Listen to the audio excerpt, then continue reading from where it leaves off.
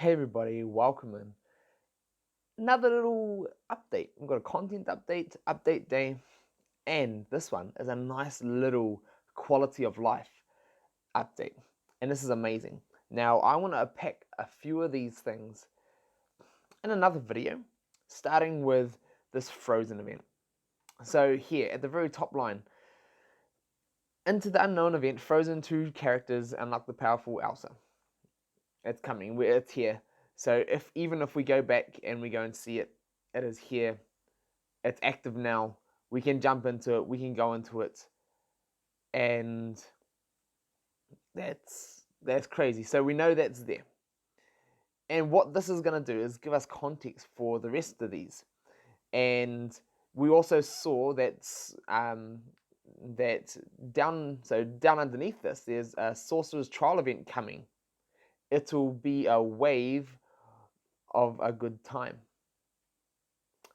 This is pretty much just confirming what we have thought for quite a while, that we've been anticipating the Speedstone trial event to come with an oceanic restriction. So everybody has to have their oceanic characters. So I hope you've got all your oceanic characters ready.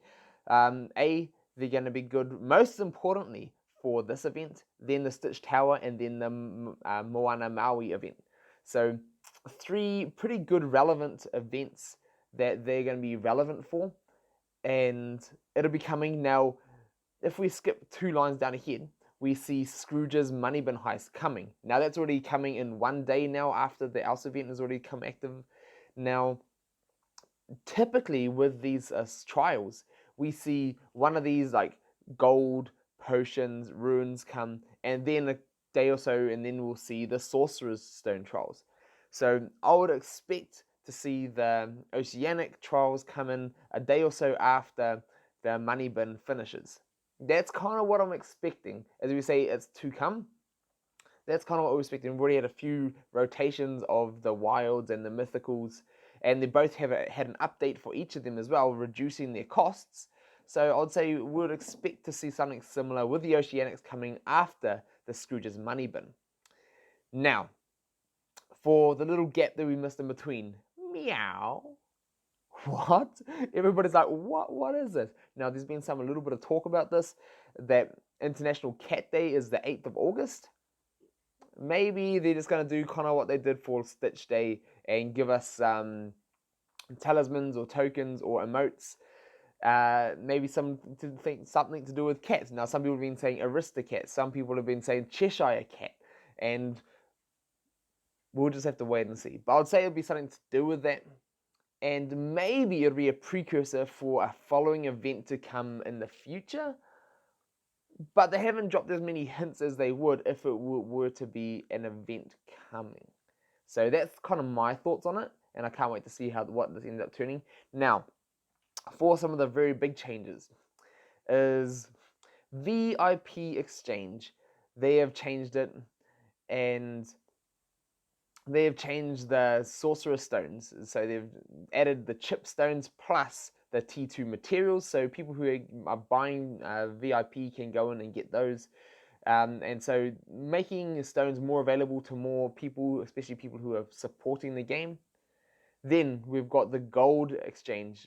So they've added the T1 to T4 gear. So now, previously it was pretty much T1 and T2 gear. So now they've added a few of the other pieces. Just another little layer of the gold exchange. We've been waiting for them to add more and more. So this is a bonus. At least there's another option there for people.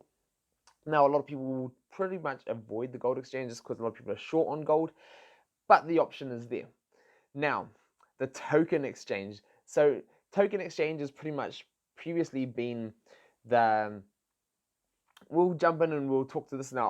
I'll talk to that in a little second, actually. I'll just mention the last little one. The free ad chest now contains tier 1 to 4 gear. So that's just a nice little change, just giving more gear. They've shown over the last couple of updates that they're giving more and more gear out. People have felt the gear grind for a long time. Now they're saying, hey, we understand, we're here. We're ready now to open more gear up, give us more things. We're getting more than enough characters monthly that we need more gear for everybody. People not paying, people free to play, people paying. Everybody needs more gear, and they are opening that up for everybody. Now, to go in and talk about some of these changes is that the gold exchange here, this top row is now, we can see tier 4 pieces. So we've now got extracts as well as fibers. Now fibers are always going to be needed, and also these lucky extracts are always going to be needed too.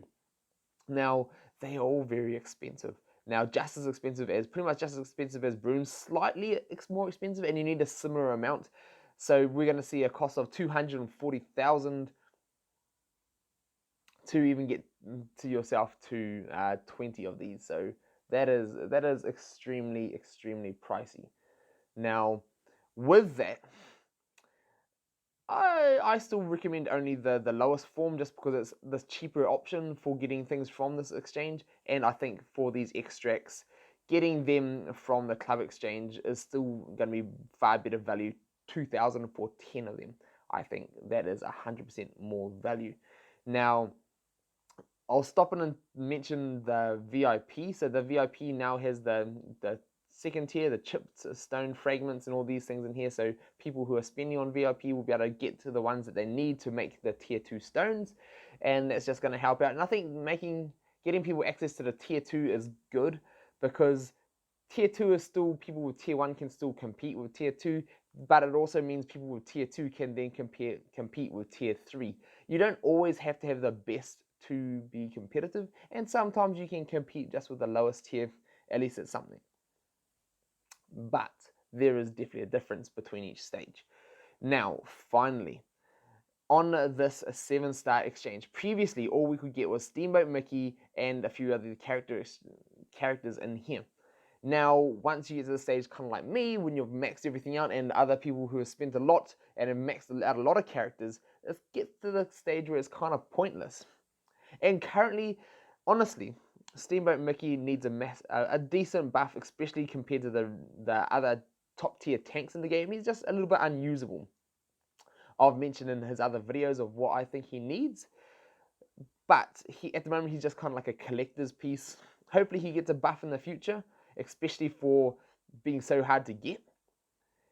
But other than that, they have now increased and added gear here. So previously, the 7-star exchange would allow you to use your double up tokens to get other tokens to max other characters. But the problem is, once you max those characters, there's nothing for you in here.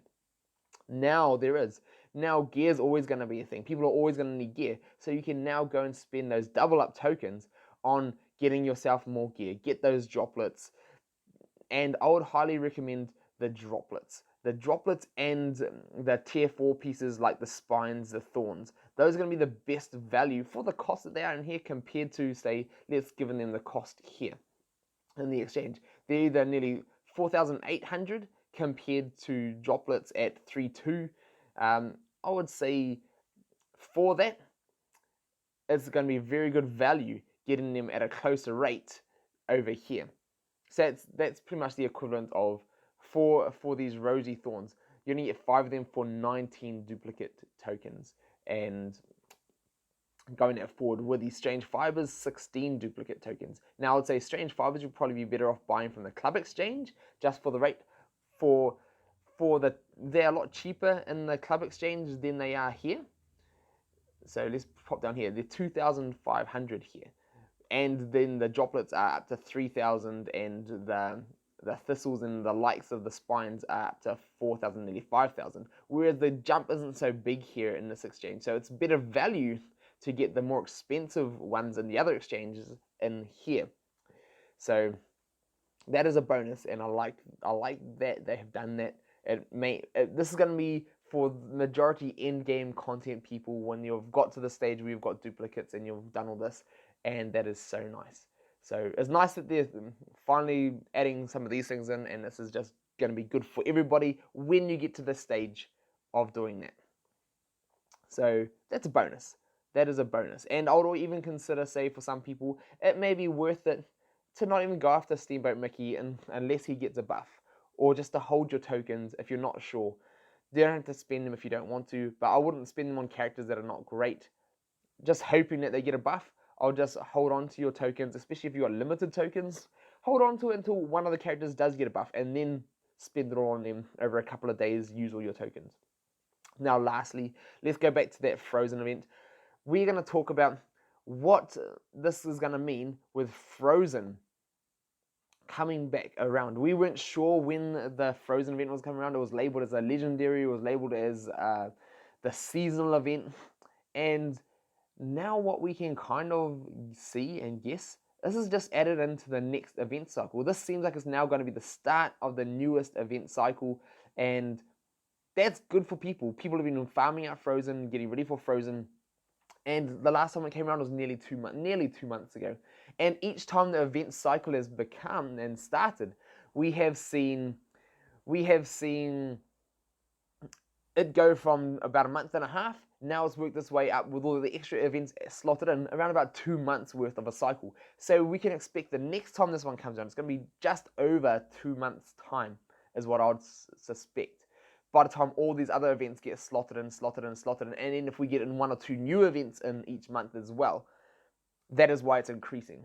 So just know that for anyone who still doesn't have Frozen yet, you'll probably have another 2 months or so to farm up all those characters to get them all ready for the Frozen event if you want to go down that way. And now we can also know that probably Onward's going to be coming next, and then we're going to see the likes of Lion King, and then we're going to see the likes of all these other events that have needed to come in.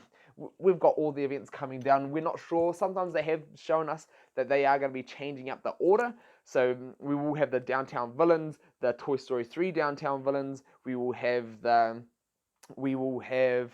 so many others. The Aladdin event. We will have. Oh, I've even forgotten all the different events now.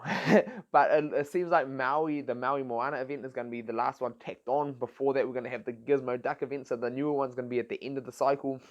And before that, I think, was the Zurg event. And so Zurg event is going to be, we will pretty much be able to predict the cycle. They may swap it up, though, as they have in the past. So, like, they changed the order of Toy Story because they were yet to buff the Toy Story characters or change the spells before they re-released it. So there is that. So they are at liberty, or they will be having the rights, whatever you want to call it, to change the event cycle. But I'd say we can pretty much predict that it's going to be fairly similar to previously. So that being said, that is the update. That is what we can learn from it, and hopefully it helps us all to be prepared. If nothing, be prepared for what's going to be coming. What's going to be coming next? Most likely the Onward, most likely Aladdin, then going through Lion King and the likes.